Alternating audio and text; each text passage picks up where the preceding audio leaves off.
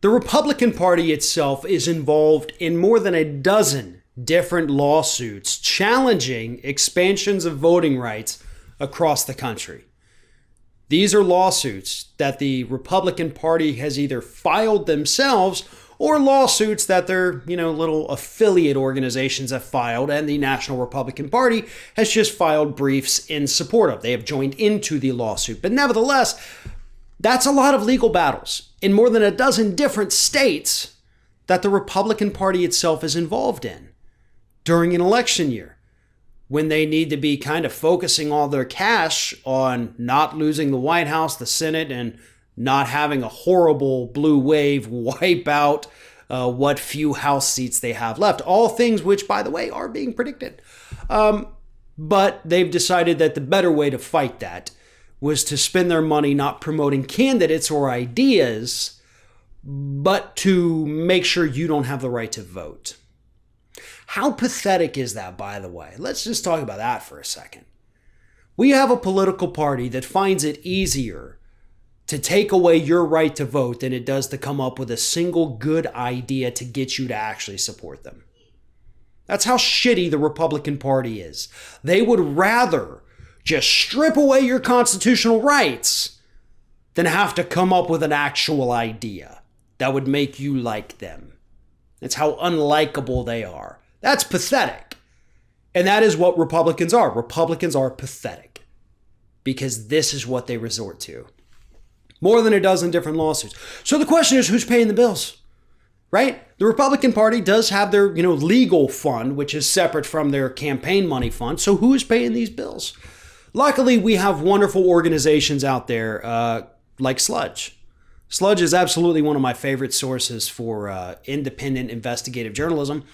And they've gone through the files. They have gone through the financial documents, folks, and they have found out all of the millionaires and billionaires who are funding these right-wing lawsuits from the Republican Party to strip you of your right to vote. And let's name the names. You have John and Marlene Ricketts from TD Ameritrade, who have given $321,000. Frank and Jill Fertitta from Stations Casinos. Lorenzo and Teresa Fertitta, both of which couples have given $213,000. Kelsey and Amy Warren from Energy Transfer Partners. Isaac and Laura Perlmutter from Marvel Entertainment. Diane Hendricks from ABC Supply. Bernard and Wilma Marcus from Home Depot. James Davis from New Balance.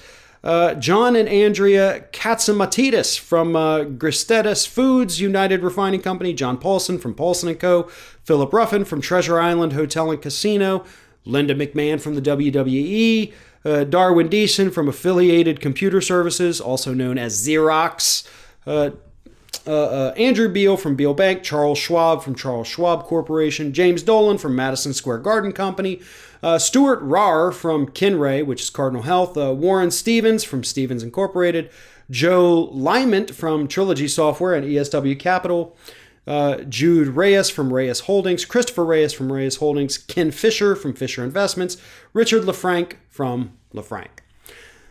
That is a veritable who's who from different industries funding all of these right-wing websites to take away your rights. So why are they doing it? Why are these people willing to pay for these lawsuits through the Republican Party to take away your right to vote? Because they understand, just like Trump admitted not that long ago, that the more people turn out to vote, the worse it is for the Republican Party. If you actively go out there and you exercise your right to vote, Republicans are going to lose. Trump admitted it, and these people know it. And they're willing to spend hundreds of thousands of dollars apiece, millions of dollars collectively, to make sure that you don't do it. So I think the best way to honor that is to make sure that you do get out there and you vote. And you vote against every Republican that you can. Because that's the second part of it. It's not just get out there and vote. I am actively telling people to go out there and vote against Republicans. Notice the phrasing I use there. Vote against Republicans. I'm not telling you who to vote for or what to vote for. I'm just telling you what to vote against. Nevertheless, if they want to strip you of your right to vote, it means they're afraid of you. They're afraid of the power that you have. And the best way that you can preserve it and you can protect it is to exercise it. because that power is essentially a muscle. If you're not going to exercise it, if you're not going to work it out, then you may as well let them take it away, because it's just going to be useless either way.